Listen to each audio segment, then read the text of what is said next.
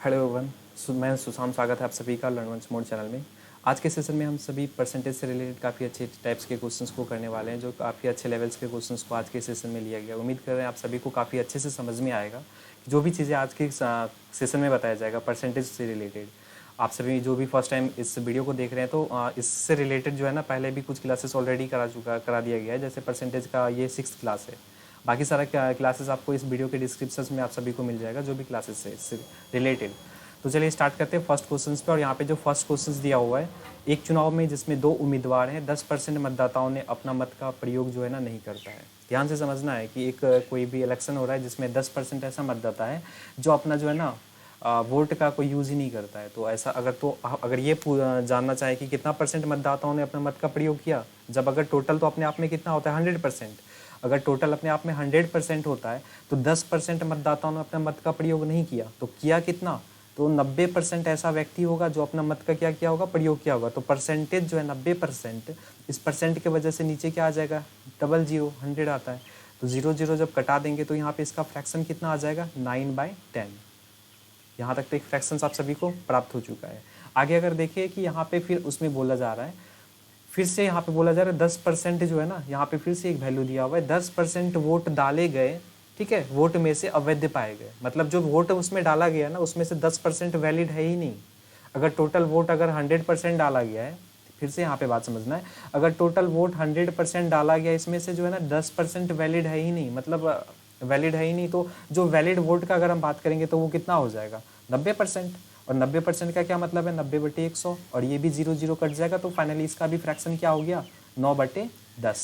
तो दोनों का फ्रैक्शन आप सभी को फाइंड हो चुका है कि पहला का भी 9/10 है और दूसरा का भी 9/10 है फ्रैक्शन के अकॉर्डिंग। अब क्वेश्चंस के अकॉर्डिंग अगर हम आते हैं तो क्वेश्चंस में ये बोला गया है कि सफल उम्मीदवार को जो है ना वैध वोट का, जो सफल उम्मीदवार हो गया उसको वैध वोट का जो है ना 54% वोट मिले हैं।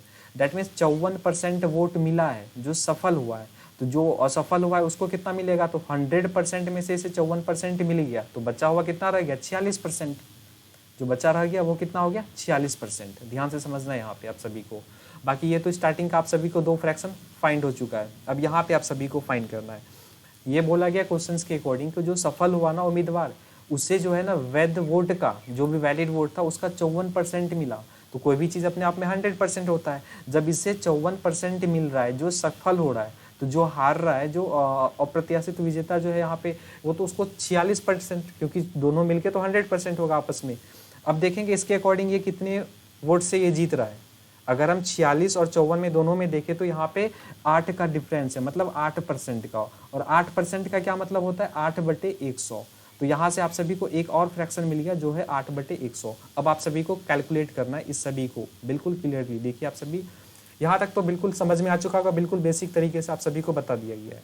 आगे अगर हम देखते हैं कि सफल उम्मीदवार को वैध वोट का 54% मिले, जो यहाँ पे हम कैलकुलेट कर सके, कल ऑलरेडी कर दिए हैं कि 54% अगर मिला है जो सफल है, जो असफल है उसको 46% मिला होगा। इसके अकॉर्डिंग कंपेयर कर दिए तो कितना था, 8%। और 8% का वैल्यू है फ्रैक्शन में 8/100। जब हम इसे कैलकुलेट करेंगे तो पहला फ्रैक्शन क्या था यहाँ पे, 9/10। तो पहले वो लिखेंगे 9/10। उसके बाद क्या था फ्रैक्शन में, 9/10 आया है, तो फिर से क्या लिखेंगे, 9/10। और फाइनली लास्ट में जो कैलकुलेट करके फ्रैक्शन निकला वो कितना है, 8/100। तो यहाँ पे क्या लिखेंगे, 8/100। और इसे क्या करेंगे, स्मॉलेस्ट टर्म में चेंज करेंगे अगर कोई नंबर कट रहा है तो, क्योंकि फ्रैक्शन में तो यही किया जाता है ना कि जो नंबर कट रहा है तो उसे स्मॉलेस्ट टर्म में क्या किया जाता है, बदला जाता है। इस 4 से कटाएंगे तो 2 बार में, और नीचे 100 कटेगा 25 बार में। 2 से और 10 ये तो कट रहा है, ये 1 बार में और ये 5 बार में। तो फाइनली यहाँ पे कितना बचा, 9 × 9 कितना हो गया, 81, है ना।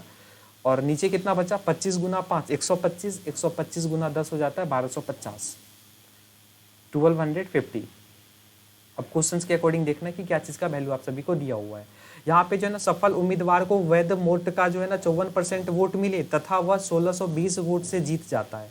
मतलब जो है उसको जो 54% जिसको मिल रहा है तो वो जीता कितना, 1620 वोट से वो जीत गया। मतलब 81 का जो वैल्यू है ना वो कितना दिया हुआ है, 1620। आप सभी को टोटल फाइंड करना है, क्योंकि यहाँ पे बोला गया क्वेश्चंस में कि वोटर लिस्ट में कुल कितने वोट थे, तो नीचे वाला तो ये टोटल को रिप्रेजेंट किया जा रहा है। तो टोटल आप सभी को फाइंड करना है। कैसे फाइंड करेंगे, इसे कैलकुलेट कैसे करेंगे, आप सभी को देखना है 81 से इसमें ये कितना गुना है। तो 81 से अगर हम गुना 2 करते तो होता है 162। लेकिन वहाँ पे तो 0 है, तो यहाँ पर भी 0 लगा दिए, मतलब 81 से 1620 कितने गुना है, तो 20 गुना है। तो इसको भी मुझे कितना से गुना करना होगा, 20 से गुना करना होगा। तो एग्जैक्टली इसका मुझे टोटल वोट फाइंड हो जाएगा कि वहाँ पे टोटल वोट कितना था, जो वोटर लिस्ट में कुल कितने वोट थे, तो फाइंड हो जाएगा। तो 1250 को अगर हम 20 से मल्टीप्लाई करें तो 125 दूनी कितना हो जाता है, 250, ठीक है। और 10 125 वाला था और 10 20 वाला था। फाइनली इतना इसका राइट आंसर हो जाएगा। उम्मीद कर रहे हैं आप सभी को समझ में आ गया होगा कि 25,000 इस क्वेश्चन का राइट आंसर है, जो वोटर लिस्ट में कुल वोट की संख्या था। तो काफी अच्छा क्वेश्चन था। उम्मीद कर रहे हैं आप सभी को काफी अच्छे से समझ में आया होगा। तो चलिए आते हैं नेक्स्ट क्वेश्चन पे। और यहाँ पे नेक्स्ट क्वेश्चन ये दिया हुआ है कि एक चुनाव में जो है ना 2 उम्मीदवार है, यदि 75% मतदाताओं ने अपना मत का प्रयोग किया। ध्यान से समझना है, काफी अच्छा ये भी क्वेश्चन है कि एक चुनाव है जिसमें जो है ना 75% ऐसा उम्मीदवार है, मतदाता है, जो अपना वोट का जो है ना प्रयोग किया। तो 75% का क्या मतलब होता है, 75% का क्या मतलब होता है, 75/100, जिसे हम कटा देंगे तो क्या हो जाएगा, 25 से 25 दिया 75 और 25 चौके 100। तो फाइनली इसका फ्रैक्शन वैल्यू कितना हो जाता है, 3/4। एक आप सभी को फ्रैक्शन ऑलरेडी मिल चुका है।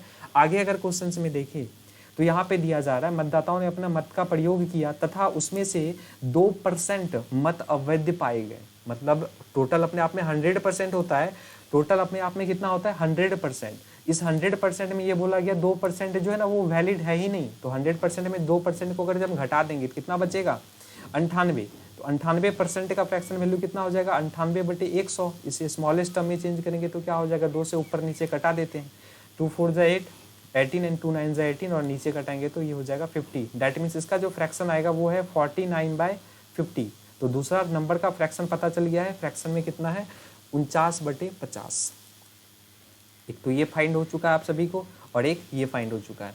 आगे देखते हैं यहाँ पे और क्या बोला गया है। एक उम्मीदवार जिसे 9,261 वोट मिले वह कुल वैध मत का जो है ना 75% है। एक ऐसा कैंडिडेट है जिसे 9,261 वोट मिले, लेकिन वह जो है ना टोटल वैध मत का 75% है। फिर से अगर उसका हम बात करते हैं जिसका 75% है उम्मीदवार का, तो 75% का क्या मतलब होता है, 75/100 जो कट के, और ये भी कट के 25 से क्या हो जाएगा, 3/4। तो तीनों नंबर्स का फ्रैक्शन वैल्यू मिल चुका है। पहला नंबर का फ्रैक्शन वैल्यू क्या है, 3/4। तो बस उससे कैलकुलेट करना है आप सभी को, 3/4 फिर मल्टीप्लाई। दूसरा का कितना था, 49/50, तो ये लिख देंगे कितना, 49/50। और तीसरा नंबर का फ्रैक्शन वैल्यू कितना था, फिर से 3/4। तो फिर से यहाँ पे लिखा जाएगा 3/4। इसे कैलकुलेट करना है आप सभी को। और यहाँ पे ये दिया हुआ है, इसका जो वैल्यू है वो कितना दिया हुआ है, 9261। तो यहाँ पे 9261 जो है ना, ये 21 का देखा जाए तो ये 21 का क्यूब है। 21 का क्यूब कितना हो जाता है, 9261। 21 गुना 21 गुना 21 का आ जाएगा, तो ये कितना हो जाएगा, 9261। तो फाइनली ऐसे लिख सकते हैं हम, 21 का ये क्यूब है, ठीक है। अब अगर कैलकुलेट करना चाहे इसे तो ध्यान से समझना है, क्योंकि एग्जाम में तो इतना कैलकुलेट आप सभी को बिल्कुल नहीं करना है। तो इस कैलकुलेशंस को ईजी करने के लिए क्या किया जाएगा, तो इस कैलकुलेशंस को ईजी करने के लिए पहले तो ये देखिए, इस जगह पे इसे जब मल्टीप्लाई करेंगे तो यहाँ पे ये क्या है, 7 का ये मल्टीपल है, और इसका जो वैल्यू दिया हुआ ये भी क्या है, 7 का ये भी मल्टीपल है, 7 का ये भी क्या है, मल्टीपल है। तो इसका ये मतलब हो गया ना कि यहाँ पर भी 7 का मल्टीपल है और इस वाले में भी क्या है, 7 का मल्टीपल है। मतलब इसका जो वैल्यू है वो 7 का मल्टीपल के सेंस में है, और दिख भी रहा है कि ये 7 का मल्टीपल है। तो इससे डिक्लेयर होता है कि ये वाला नीचे वाला टर्म्स का जो वैल्यू निकालेंगे, मतलब 4 गुना 4 गुना 50, इसका जो भी वैल्यू निकलेगा, जो आंसर्स होगा, जो कंपेयर करके निकालेंगे, वो क्या होगा, 7 का मल्टीपल होगा। 7 का क्या होगा, मल्टीपल होगा। आप सभी को ऑप्शंस में देखना है कि कौन सा ऐसा ऑप्शन है जो 7 का मल्टीपल है, वही आंसर्स हो जाएगा। तो अगर हम इसे चेक करना चाहते हैं तो 7 2 जा 14, ये तो 16 आता ही नहीं, तो ऑप्शन ए तो कट जाएगा। अगर हम ऑप्शन डी को डायरेक्ट देखें तो यहाँ पे देख रहे हैं 7 2 जा 14, 2 रिमाइंडर बचेगा 28, दैट मीन 7 4 जा 28। मतलब ये एक ऐसा ऑप्शन है डी नंबर जो इस क्वेश्चन का राइट आंसर है और जो 7 का मल्टीपल है। इसके अलावा ऐसा एक भी ऑप्शन नहीं है जो 7 का मल्टीपल में आता है। तो या तो आप सभी को दो तरीका होता है कि आप सभी पूरा कैलकुलेट कीजिए, या फिर होता है ना कि डिजिटल सम्स या फिर जो कैलकुलेशंस होता है, इसके अकॉर्डिंग आप सभी ऑप्शंस का हेल्प लेके डायरेक्ट आप चेक कर सकते हैं ये किससे डिविजिबल है या फिर नहीं है। क्योंकि इतना जरूरी नहीं है ना हमेशा सब क्वेश्चंस में पर्टिकुलर सॉल्व किया जाए। इतना सॉल्व करेंगे तो ऑब्वियसली कि टाइम लगेगा कैलकुलेट करने में। तो क्यों ना लॉजिकली तरीके से समझ लिया जाए कि ये 7 का अगर मल्टीपल है ऊपर वाला नंबर, तो नीचे वाला जो नंबर्स आएगा इसका भी 7 का मल्टीपल होगा। तो 7 का मल्टीपल एक ही ऑप्शन था, जो कि ऑप्शन नंबर डी इस क्वेश्चन का राइट आंसर है। उम्मीद कर रहे हैं आप सभी को यहाँ तक काफ़ी अच्छे से समझ में आया होगा। अगर सेशन अच्छा लग रहा होगा तो जरूर लाइक और सब्सक्राइब करें। यहाँ पे अब नेक्स्ट क्वेश्चन दिया हुआ है, थोड़ा सा ये डिफरेंट है, ध्यान से समझना है, क्योंकि कुछ इसमें आप सभी को फ्रैक्शन वैल्यू भी याद रखना है, जो परसेंटेज का फ्रैक्शन वैल्यू होता है, जो काफ़ी आप सभी को परसेंटेज में स्पेशली हेल्प करेगा। यहाँ पे अगर हम देखें, एक कक्षा में विद्यार्थियों का विद्यार्थी जो है ना वो ए बी और सी ग्रेड दिया जाता है। एक कक्षा में, एक क्लास में स्टूडेंट को जो है ना ए बी सी ग्रेड दिया जाता है। और यदि 57.142857, ध्यान से समझना, एक फ्रैक्शन वैल्यू होता है 14 सही 2/7, इतना परसेंट का फ्रैक्शन वैल्यू अगर हम बात करें, इतना परसेंट अगर का फ्रैक्शन वैल्यू होता है 1/7, और इसी का अगर 4 गुना का हम बात करें, तो इसका अगर हम 4 गुना का हम बात करें ना, तो 4 गुना हो जाता है 57.142857, इतना हो जाता है 4 गुना। तो मतलब ये है कि इस परसेंटेज का 4 गुना, तो इसका 4 गुना का वैल्यू कितना होता है 4/7। याद रखना है कि डायरेक्ट आप सभी को याद रखना है कि डायरेक्ट वे में कि 57.142857 ऐसा नंबर होगा, इतना परसेंट का वैल्यू कितना होता है 4/7। ठीक है, क्योंकि एग्जाम में हम सभी को हमेशा ये होता है ना कि नंबर्स को याद रखना पड़ता है, क्योंकि हमेशा कैलकुलेट नहीं करना पड़े, क्योंकि इसमें क्या हो जाता है अगर हम इससे भी परसेंटेज का फ्रैक्शन वैल्यू निकालें तो काफ़ी समय लग सकता है। इसलिए आप सभी को अच्छे से याद रखना है कि ये जो 57.142857 इसका जो फ्रैक्शन वैल्यू होगा वो क्या होगा 4/7। तो चलिए स्टार्ट करते हैं अब इस क्वेश्चन को सॉल्व करने के लिए। तो इतना तो पता चल गया आप सभी को, 57.142857 इसका फ्रैक्शन वैल्यू कितना हो जाएगा 4/7। अब आगे देखते हैं आगे क्या दिया हुआ है। इतने स्टूडेंट को जो है ना ए ग्रेड मिलता है, मतलब ये डिक्लेयर हो गया इतने बच्चे को क्या मिलता है ए ग्रेड मिलता है। आगे ये देखते हैं कि 26.444% विद्यार्थी को ग्रुप जो है ना ग्रेड बी मिलता है। तो इसको कैसे लिख सकते हैं 26.44 को, मतलब 26 के बाद प्लस दे देते हैं, और जो 4 पे रिपीटेशन हो रहा है ना तो 4 क्या कर देते हैं 9 लगा देते हैं, मतलब 4 पे जब बार लग जाता है ना ऊपर, उतने पे 9 लग जाता है, उतना 9 हो जाता है। तो यहाँ पे 4/9 ऐसे लिखा जा सकता है। जब इसे हम कैलकुलेट करेंगे, इतना परसेंट है, ठीक है, इतना ये परसेंट है, जब इसे कैलकुलेट करेंगे फ्रैक्शन वैल्यू निकालने के लिए, तो 26 नमा करेंगे 54 + 4 58, 5 9 दूनी 18, 5 हो गया 23। तो फाइनली इसका वैल्यू जो होगा इतना बटे 9%, ठीक है। और जब इसे और भी कैलकुलेट करेंगे तो परसेंटेज हट के नीचे क्या लग जाएगा, मतलब 238/900 हो जाएगा, ठीक है। अब ध्यान से समझना है, ये किसका हो गया बी का हो गया। जो बी को जो ग्रेड मिलता है ये इतना है, और ए को जो ग्रेड मिलता है वो इतना है। बट इससे पहले आप सभी को ये भी समझना है कि ये जो वैल्यू लिखा हुआ है ना, एक मिनट, ये जो वैल्यू लिखा हुआ है बिल्कुल क्लियर समझना है आप सभी को। ये जो है ये ए का था, बट ए का है तो कितने पर से, टोटल पर से, मतलब a + b + c पर से। मतलब ये वैल्यू अगर a का है तो ये वैल्यू किसका है a + b + c का है। इसी टर्म्स में अगर हम यहाँ पे आते हैं, ये वैल्यू किसका है b का, तो ये वाला टर्म्स किसका हो जाएगा, ये वाला टर्म्स हो जाएगा a + b + c, ये तीनों का होगा, क्योंकि तीनों पर से तो कंपेयर कर रहे हैं। बट अगर देखा जाए तो यहाँ पे a + b + c का वैल्यू 900 है, और यहाँ पे a + b + c का वैल्यू कितना है 7, बट टोटल तो सेम होना चाहिए। अब इसे बराबर करने के लिए क्या करेंगे, इस साइड जो 7 है ना नीचे a + b + c का वैल्यू, इस साइड इसको क्या करेंगे, इसमें गुना कर देंगे। तो 7 से गुना करेंगे तो ऊपर नीचे दोनों से गुना हो जाएगा। और इधर जो 900 था जो टोटल का वैल्यू, तो उधर इस वाले वैल्यू को इधर से 900 से क्या कर देंगे गुना। इससे क्या हो जाएगा, दोनों का टोटल सेम हो जाएगा। और नीचे जब गुना करते हैं तो ऊपर भी क्या करना होगा, सेम ही नंबर से गुना करना पड़ता है। अब अगर हम देखें ए का वैल्यू कितना आ जाएगा, 9 × 4 9 चौके कितना हो जाएगा 36 पे 00 हो गया। अगर हम बी का बात करें, बी का कितना है, तो यहाँ पे इतना गुना 7 करना होगा, 38 कितना हो जाता है 56, 56 7 या 21 + 5 हो जाएगा 26, और 7 दूनी 14 + 2 हो जाएगा 16। तो दैट मीन 1666 बी का वैल्यू आया, ठीक है। यहाँ तक तो आप सभी को बिल्कुल अच्छे से समझ में आ गया होगा। अगर अब a + b + c का बात करें तो यहाँ पर भी कितना है 9 × 7 = 63, मतलब 6300, और यहाँ पर भी सेम हो चुका है 9 × 7 6300। अब इससे डिक्लेयर हो गया कि a + b + c का वैल्यू कितना हो गया 6300। अगर अब c निकालना चाहें तो c निकालने से पहले क्वेश्चन में एक और चीज़ बोला गया, ऐसे अगर क्वेश्चन में ये कंडीशन नहीं दिया रहता कि c का जो यदि विद्यार्थियों की संख्या जो है ना 3500 से कम है, तो बट यहाँ पे विद्यार्थी का जो टोटल संख्या वो तो 6300 है।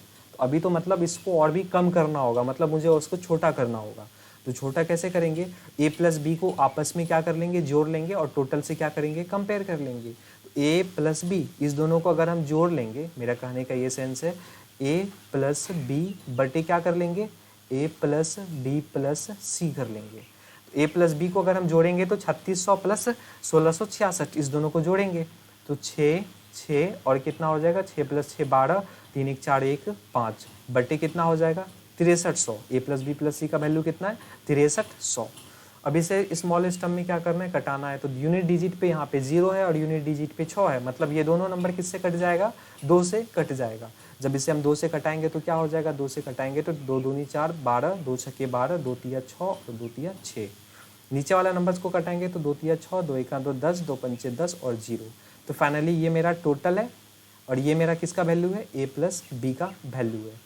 अब आप सभी को सी का निकालना है वैल्यू, क्योंकि क्वेश्चंस में ये बोला गया है कि सी ग्रेड पाने वाले विद्यार्थियों की अधिकतम संख्या क्या होगी। तो ये जो मेरा टोटल है, ये नीचे वाला क्या है, टोटल। तो टोटल में से हम अगर ए प्लस बी को घटा दें, माइनस कर दें, तो मेरा क्या निकल जाएगा, सी का वैल्यू निकल जाएगा। तो टोटल में से जब हम ए प्लस बी को अगर माइनस करने वाले हैं तो टोटल कितना था 3150, इसमें से माइनस क्या करेंगे, ए प्लस बी का वैल्यू, तो 2633 है।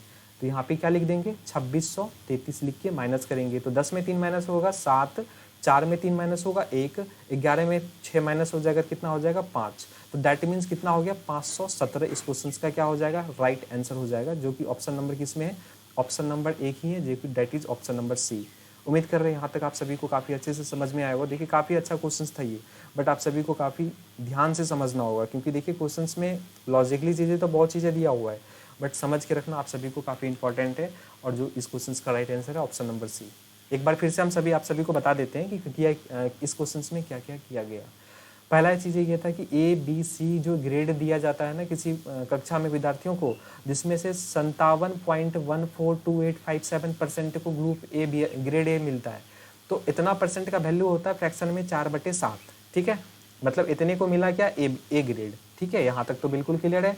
आगे बोला गया तथा 26.444%, इसको हम तोड़ लिए, पहले 26 प्लस 4 बटे क्या कर लिए 9, क्योंकि 4 रिपीटेशन में था तो एक बार 9 आ गया। जब इसे सॉल्व किए इतना परसेंट हो गया, परसेंट हटा तो नीचे क्या लग गया 0, दैट मीन्स 238/900। अब यहाँ पे देखा गया तो ये ए प्लस बी प्लस सी का वैल्यू यहाँ पे दिया हुआ है 900, और यहाँ पे ए प्लस बी प्लस सी का वैल्यू कितना था 7। दोनों को पहले मुझे सेम करना था, क्योंकि जो भी होगा तो सेम होगा। तो उस साइड यहाँ पे जो 900 था इसको यहाँ से मल्टीप्लाई कर दिए 900 से, और यहाँ पर जो 7 है इसे यहाँ से मल्टीप्लाई कर दिए, तो जिससे दोनों बैलेंस हो गया। तो जब नीचे से मल्टीप्लाई किए तो ऊपर भी मल्टीप्लाई करना पड़ा, तो बी का वैल्यू मिल गया, इतने गुना इतना किए तो यहाँ पे मेरा बी का वैल्यू आ गया, और ए का वैल्यू कितना हो गया 9 गुना 4, दैट मीन्स 36, डबल जीरो लग गया, दैट मीन्स ए का वैल्यू, और सी का 6300। ए और बी को क्या कर दिया, यहाँ पे दोनों को जोड़ लिया और ए बी सी से कंपेयर कर दिए, दोनों को कटा लिया गया, क्योंकि क्वेश्चंस में ये बोला गया था कि टोटल विद्यार्थियों का जो संख्या है वो 3500 से कम है, बट यहाँ पे तो 6300 था। इसे स्मॉलेस्ट टर्म में चेंज किए तो अब वैल्यू कितना आ गया 3150, जो कि अब तो उसके अकॉर्डिंग कम हो चुका है। अब ए प्लस बी का वैल्यू इतना है, इस टोटल में से इससे माइनस कर लिया गया, तो फाइनली आंसर आ गया 517। इस क्वेश्चन का राइट आंसर है, जो कि सी ग्रेड पाने वाले विद्यार्थियों की अधिकतम संख्या है। तो चलिए आते हैं नेक्स्ट क्वेश्चन पर, और यहाँ पे जो नेक्स्ट क्वेश्चन दिया हुआ है, एक व्यक्ति 3/5 की जगह 7/4 की गुना कर देता है, तो प्रतिशत त्रुटि ज्ञात करें। मतलब कोई भी नंबर था, नंबर ऐसा है कि 3/5 से उसे गुना करना था, बट इसके जगह वो क्या कर दिया 7/4 से वो क्या कर देता है, गुना कर देता है। तो अब इसमें जो त्रुटि हुआ, जो गलती हुआ, इसके अकॉर्डिंग आप सभी को फाइंड करना है प्रतिशत त्रुटि। तो सबसे पहला इस चीज़ को आप सभी ऐसे भी सॉल्व कर सकते हैं, नीचे वाले नंबर्स का एलसीएम निकालिए। एलसीएम कितना हो जाएगा 20। ठीक है, एलसीएम कितना हो जाएगा 20। दोनों नंबर का नीचे नंबर का एलसीएम कितना हो जाएगा 20। अगर 5 से इसमें डिवाइड करते हैं तो 4 टाइम्स में भाग लगता है, डिवाइड होता है। 5 चौके 20, तो ऊपर वाले नंबर में उतने से गुना कर देते हैं। तो 5 चौके अगर 20 हो रहा है, 4 बार में अगर डिवाइड हो रहा है, तो 4 को 3 से मल्टीप्लाई करेंगे, 4 3 = 12। और दूसरा वाला नंबर कितना हो जाएगा 4 5 = 20, दैट मीन्स 5 से 7 को मल्टीप्लाई करेंगे, दैट इज 35। ठीक है, तो फाइनली डिक्लेयर हो गया, इसका जो वैल्यू है वो कितना है 12, यहाँ पे निकल चुका है 12, और इसका जो नेक्स्ट वाले का वैल्यू है वो क्या है 35। ठीक है, अब देखना है कि किसी नंबर को जो है ना क्वेश्चंस के अकॉर्डिंग 12 से मल्टीप्लाई करना था, बट उसे कितने से कर दिया गया 35 से। तो यहाँ पे कितने का मिस्टेक हो गया, अगर हम इसके अंतर देखें, डिफरेंस देखें, तो 5 में 2 को माइनस करेंगे, कितना हो जाएगा 3, एंड 3 में 1 माइनस हो गया, दैट इज 2। ठीक है, मतलब 23 का गड़बड़ हो गया। गड़बड़ी कितने का हो गया 23 का। तो 23 का जब गड़बड़ी हो गया कितने पर से, 23 का जब त्रुटि हो गया कितने पर से, तो कितने पर से, तो पहला जो करना था उसको 12 पर से, तो कंपेयर कितने से करेंगे, 12 से, मल्टीप्लाई करेंगे क्योंकि परसेंट निकालना है तो मुझे मल्टीप्लाई करना होगा 100 से। अब इसे कैलकुलेट करना होगा, बाकी आप सभी के सामने इसका आंसर आ जाएगा। जब इसे कैलकुलेट करेंगे 4 से कटेंगे 3 बार में, 4 तिया 12, ऊपर वाला नंबर कट जाएगा 25 बार में, 25 तिया कितना हो जाता है 75, और 25 दूना 50 प्लस 7 कितना हो जाएगा 57, इतना बटे कितना हो जाएगा 3, ठीक है, मतलब 575 बटे 3। अब इसे डिवाइड कर लेंगे, या तो इतना परसेंट आप बोल सकते हैं या फिर इसे मिक्स फ्रैक्शन में भी चेंज कर सकते हैं। 3 का 3, 27, 3 नंबर 27, 3 का 3, 2 5 बटे 3। दैट मीन्स अगर मिक्स फ्रैक्शंस में चेंज करेंगे तो कितना हो जाएगा 191 अपॉन 2/3। इतना परसेंट इस क्वेश्चन का राइट आंसर होगा, मतलब इतना प्रतिशत का क्या हो जाएगा, त्रुटि होगा जो प्रतिशत में है। तो राइट आंसर ये हो जाएगा। उम्मीद कर रहे हैं आप सभी को काफ़ी अच्छे से समझ में आया होगा। और यहाँ पे क्वेश्चन एक और दिया हुआ है, काफ़ी अच्छे से समझना है क्वेश्चन, तो काफ़ी अच्छा है, बस आप सभी को काफ़ी अच्छे से समझना है।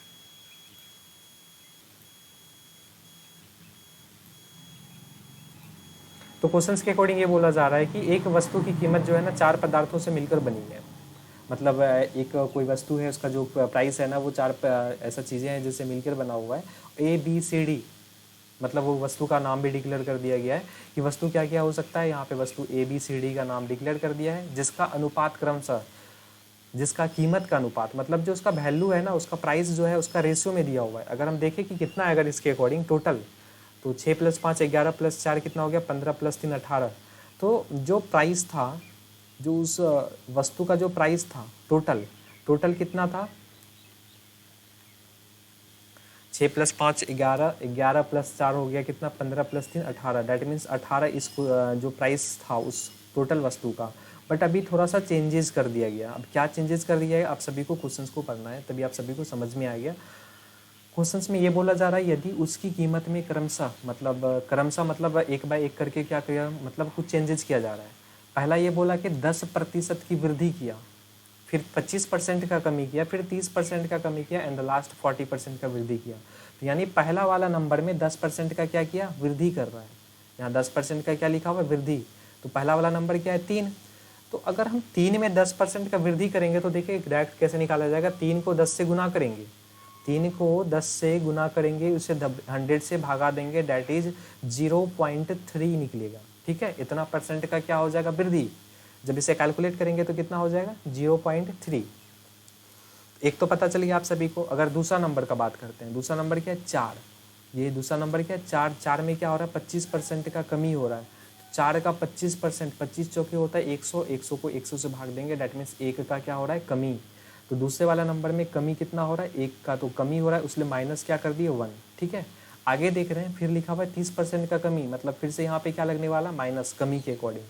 ठीक है, कमी के अकॉर्डिंग क्या लगने वाला है, माइनस। और कितना, तो 30% का कमी, कितने पर से, नंबर क्या है 5, क्योंकि 5 का 30% कमी करना है। तो कितना हो जाएगा 5 गुना 30, मतलब 150, 1.5 निकलेगा। कैसे निकलेगा हम सभी को फिर से दिखा देते हैं। 5 गुना 30 कितने से, परसेंट निकालेंगे, 100 से भागा देंगे। इसे जब कैलकुलेट करेंगे तो कितना हो जाएगा 1.5। ठीक है, जो कि यहाँ पे हो जाएगा 1.5। मतलब जितना जितना परसेंट का वृद्धि हो रहा है या कमी हो रहा है, बस उसे यहाँ पे पुट किया जा रहा है उस वैल्यू को। ठीक है, तो यहाँ पे अगर इसके अकॉर्डिंग तो काम हो चुका है। आगे देखते हैं, लास्ट नंबर 6 है और इसमें क्या हो रहा है 40% का वृद्धि हो रहा है। वृद्धि हो रहा है तो यहाँ पे क्या लगेगा, साइन प्लस, और 6 चौके होता है 24, दैट मीन्स कितना हो जाएगा 2.4। उसी तरह अगर कैलकुलेट करेंगे तो इसका वैल्यू कितना निकल जाएगा 2.4। और टोटल जो बढ़ा वो कितना बढ़ा है, इतना बढ़ा है। अब इसे कैलकुलेट करना है तो एग्जैक्टली पता चलेगा कि कितना रियलिटी में बढ़ा है या फिर घटा है पहले से। जब इसे हम कैलकुलेट करेंगे तो पहले आप सभी को एक चीज़ फोकस करना है कि कैसे सॉल्व करेंगे।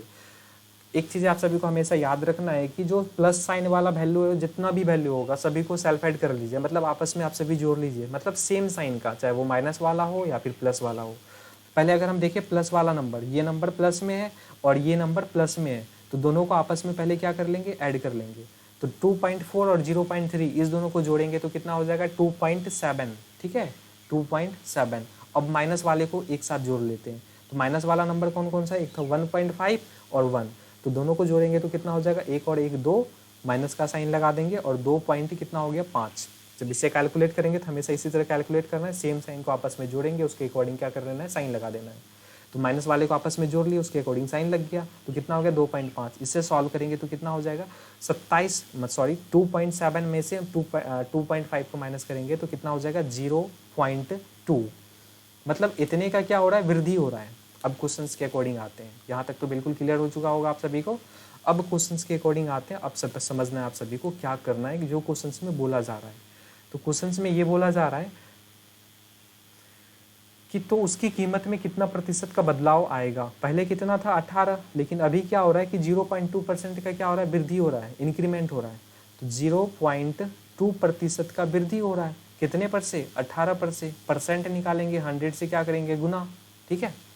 जब 100 से गुना करेंगे, यहाँ पे क्या है पॉइंट। अब पता है आप सभी को ऑलरेडी कि जब पॉइंट को हटाते हैं तो जितने नंबर के बाद पॉइंट होता है उतने नंबर के बाद नीचे जीरो लग जाता है, मतलब उतना जीरो काउंट करके नीचे लगा देते हैं।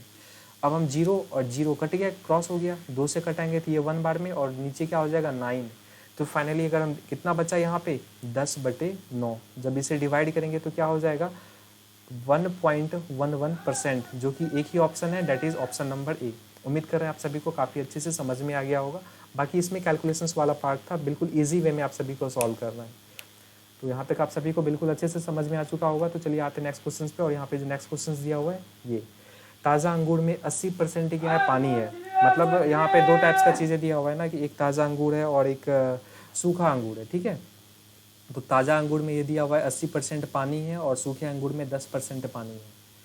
अगर लेकिन एक चीज़ फिर यहाँ पे क्वेश्चन में पूछा गया ना कि यदि सूखे अंगूर में 500 केजी है, यदि सूखे अंगूर 500 केजी है, तो जब वह ताज़ा थे तो तब उनका है वजन कितना है। यहाँ पे थोड़ा सा क्वेश्चन तो मिसप्रिंट हुआ है, ताज़ा थे तब उनका है नहीं आएगा यहाँ पे, ठीक है। यहाँ पे ये है मिसप्रिंट हो चुका है, थोड़ा सा मिसटाइप हो चुका है। तो तब उसका वजन कितना था ये पूछा जा रहा है, कि जब वे ताज़ा थे तो तब उसका वजन कितना था ये पूछा जा रहा है क्वेश्चन में। एक चीज़ आप सभी को याद रखना है कि जो ग्रेप्स होता है, अगर उसे हम सुखाएंगे, ठीक है, तो सुखाने के बाद ऐसा होता है ना कि उसका पानी डिक्रीज़ हो जाएगा, पानी कम हो जाएगा, बट उसका जो प्योरिटी है उसमें कमी नहीं आएगा। तो सेम चीज़ कॉन्सेप्ट यहाँ पे आप सभी को अप्लाई करना है। अगर फर्स्ट कंडीशंस पे अगर आते हैं कि ताज़ा अंगूर, यहाँ पर भी मिस टाइप हो गया, रॉ हो जाएगा अंगूर में, ठीक है। तो ताज़ा अंगूर में जो है ना 80% पानी है। अगर फर्स्ट का अगर हम बात करें, जो पहला केस है उसमें क्या दिया हुआ है 80% क्या है, पानी है। 80% अगर वाटर है तो प्योरिटी कितना होगा, तो जो बचा हुआ जो गुदा वाला जो पार्ट होगा वो कितना होगा, दैट मीन्स वो हो जाएगा 20%। ये प्योरिटी पार्ट हो गया उसका, प्योर पार्ट। तो 80% जब पानी था तो बचा हुआ जो गुदा वाला जो पार्ट होगा दैट इज 20%। आगे हम सेकंड केस में देखते हैं, सेकंड केस में क्या दिया हुआ है। सेकंड केस में ये है कि सूखे अंगूर में 10% पानी है। जो ड्राई अंगूर है, ये केस में क्या है, ड्राई का सेंस दिया हुआ है, जिसमें 10% क्या है, पानी है। तो गुदा वाला पार्ट कितना हो जाएगा, जो सूखा है, तो इसमें 90% क्या बचा रहेगा, क्योंकि अपने आप में 100 होता है, तो 10% पानी है, तो बचा हुआ कितना 90% क्या होगा, वो प्योर पार्ट होगा। अब क्वेश्चंस के अकॉर्डिंग ये बोला गया यदि सूखे अंगूर 500 केजी है, यदि सूखा अंगूर जो है वो कितना है 500 केजी, तो सूखा अंगूर का यहाँ पे है, ये प्योर वाला पार्ट है 90, डेट मीन्स 500 का 500 केजी है, 500 का कितना 90%, 90% परसेंट हटेगा तो नीचे डबल जीरो जाएगा, और इस वजह से 2 जीरो नीचे से कटेगा तो ऊपर से भी 2 जीरो कट जाएगा, तो कितना हो जाएगा, इसको कैलकुलेट करेंगे तो 50 गुना 9 कितना हो जाएगा 450। इतना तो पता चल गया कि इतना हो जाएगा, इतना केजी। तो जब वह ताज़ा थे तो उनका वजन कितना था, तो मतलब 20% का जो वैल्यू है क्वेश्चंस में, क्योंकि जो ताज़ा था तो वो तो जब भी उसको घटाएंगे तो उसका प्योरिटी में कमी नहीं आएगा, पहले हम आप सभी को डिक्लेयर कर चुके, तो मतलब 20% का वैल्यू कितना 450। आप सभी को क्या फाइंड करना 100%। तो जब अगर 100% फाइंड करेंगे तो ये कितना गुना है, इससे इसमें अगर रिलेशन देखेंगे तो ये है 5 गुना, तो इसको भी इधर से क्या करना होगा 5 से मल्टीप्लाई, तो ये वाला वैल्यू फाइंड हो जाएगा। जब 45 को 5 से गुना करेंगे तो 25 और 5 चौके 20 + 2 22 और एक जीरो लग जाएगा, दैट मीन्स 2250 इस क्वेश्चन का राइट आंसर हो जाएगा, जो कि ऑप्शन नंबर डी इस क्वेश्चन का राइट आंसर है। उम्मीद कर रहे हैं काफ़ी अच्छे से समझ में आ गया होगा इस क्वेश्चन को कैसे सॉल्व करना है। तो चलिए आते हैं नेक्स्ट क्वेश्चन पे, और यहाँ पे जो नेक्स्ट क्वेश्चन दिया हुआ है ये है, एक विद्यार्थी एक परीक्षा देते हैं, उनमें से एक दूसरे से 9 अंक अधिक पाता है। ऑब्वियसली ऐसा होता है ना कि कोई कैंडिडेट है, बहुत सा ऐसा होता है ना कि जो एक दूसरे से मतलब दोनों, अगर कोई लाया है 21 तो दूसरे को आ गया 30, उस दोनों में जो डिफरेंस है 9 का है, इससे तो यहाँ पे केस हुआ है कि ऐसा एक विद्यार्थी है, 2 विद्यार्थी है जो एक परीक्षा देते हैं, उसमें से एक दूसरे से जो है ना 9 अंक जो है अधिक पाता है, तथा उनके अंक जो है उन दोनों के अंकों के योग का 56% है। मतलब एक बच्चा को मिला है 56%, तो दूसरे बच्चा को कितना मिलेगा? कोई भी चीज़ 100% होता है, तो बच्चा हुआ जो 44% है वो दूसरे बच्चा को मिला है, ठीक है। तो अब यहाँ पे अगर हम देखेंगे तो कितना ज़्यादा मिला है इसको, इससे पहला स्टूडेंट को दूसरे से कितना ज़्यादा है, तो ये है डिफरेंस 8%, 12% का, ठीक है। कितना डिफरेंस है, कितने का अंतर है, तो 12% का ये अंतर है। तो अब क्वेश्चंस के अकॉर्डिंग हम ये देखते हैं, ये जो 12% का जो अंतर है क्वेश्चंस में कितना दिया हुआ है, 9, क्योंकि कितना ज़्यादा है, दूसरे से 9 ज़्यादा है, मतलब 12% का वैल्यू कितना दे दिया, 9। आप सभी को फाइंड क्या करना है, पहले चीज़ तो ये कि आप सभी इसको छोटा टर्म में चेंज कर लीजिए। जब इसको कटाएंगे तो क्या हो जाएगा, 3 तिया 9, और ये कितना हो जाएगा, 3 चौके 12, मतलब 4% का जो वैल्यू है वो कितना दिया हुआ है, 3। अब क्वेश्चंस के अकॉर्डिंग आते हैं। क्वेश्चंस के अकॉर्डिंग ये बोला गया कि तो उनके द्वारा प्राप्त किए गए अंक कितने हैं, मतलब पहला बच्चा ये 56% ला रहा है और दूसरा बच्चा क्या ला रहा है, 44%। इस दोनों के अकॉर्डिंग अंक कितना प्राप्त हुआ ये फाइंड करना है। मतलब एक आप सभी को फाइंड करना है 56% का वैल्यू, और फिर आप सभी को क्या फाइंड करना है, 44% का वैल्यू। तो बिल्कुल ईजी वे में निकलेगा, बस कंपेयर करना है आप सभी को सही तरीके से, बिल्कुल ईजी वे में निकलेगा, बिल्कुल कंपेयर करना है आप सभी को सही से। अगर हम 4 से इसमें देखें कितना गुना है, तो 14 गुना है। ये कितना गुना है, 14 गुना। तो 3 को उतने से गुना कर देंगे 14 से, तो यहाँ पे वो वैल्यू मिल जाएगा। तो 14 तिया कितना हो जाता है, 42। तो पहला वाला बच्चा को कितना मिलेगा, 42 नंबर। अगर हम दूसरा का बात करते हैं, फिर 4 को इससे कंपेयर कर देंगे 44 में, तो कितना गुना है, ये है 4 से 11 गुना, ठीक है। कितना गुना है, ये 11 गुना है। तो फिर फाइनली इसको भी मुझे उस वाले का फाइन करना है, तो उतने से क्या करना होगा, 11 से मल्टीप्लाई। तो 11 गुना 3 कितना हो जाएगा, 33। तो फाइनली पता चल गया एक बच्चे को कितना मिला है, 42, 42, और दूसरे को कितना मिला है, 33। तो ऑप्शन देख लेना आप सभी को कौन से ऑप्शन में आंसर है, जो कि ऑप्शन नंबर डी है, 42 एंड 33। उम्मीद करते हैं काफ़ी अच्छे से समझ में आएगा। देखिए क्वेश्चन तो काफ़ी अच्छा था, बट आप सभी को लॉजिकली काम करना था इस क्वेश्चन में, कि 12% का वैल्यू क्वेश्चन में कितना दिया हुआ था, 9। पहले से स्मॉल टर्म में चेंज कर ले, स्मॉलेस्ट में अगर चेंज करेंगे तो ये 3 हो जाएगा, 3 से कटाए तो, और ये 4 हो जाएगा। इसी के अकॉर्डिंग बाकी सभी को कंपेयर कर लिया गया। यहाँ पे पहला स्टूडेंट का जो परसेंटेज था 56, तो 56% का कैसे, इससे इसमें चेक किए तो 14 गुना है, तो इसको 3 से 14 से गुना कर दिया, इसका वैल्यू आ गया। बाकी फिर 4 को 44 से कंपेयर कर दिए, तो मतलब 11 गुना था, तो फिर 3 को 11 से गुना किए, 33 आ गया। तो फाइनली इसी तरह से इसका वैल्यू आ गया, जो कि इस क्वेश्चन का राइट आंसर है। उम्मीद करें आप सभी को काफ़ी अच्छे से समझ में आया होगा, और इस सेशंस का ये लास्ट क्वेश्चन है। और यहाँ पे ये भी क्वेश्चन काफ़ी अच्छा है, ध्यान से समझना है, बिल्कुल काफ़ी अच्छा क्वेश्चन है ये क्वेश्चन। तो एक विद्यार्थी 5 विषयों में 10:9:8:7:6 के अनुपात में औसत 60% अंक पाता है। तो एक चीज़ आप सभी को समझना है कि जो औसत होता है ना, कि अगर हम ऑड नंबर का बात करें, इवन का बात नहीं कर रहे हैं अभी हम, ऑड क्या हो गया, जैसे अगर हम इवन का ही बात करते हैं तो ऐसा होता है ना कि जो बीच वाला टर्म्स होता है, मिडिल टर्म को हम एवरेज मान लेते हैं।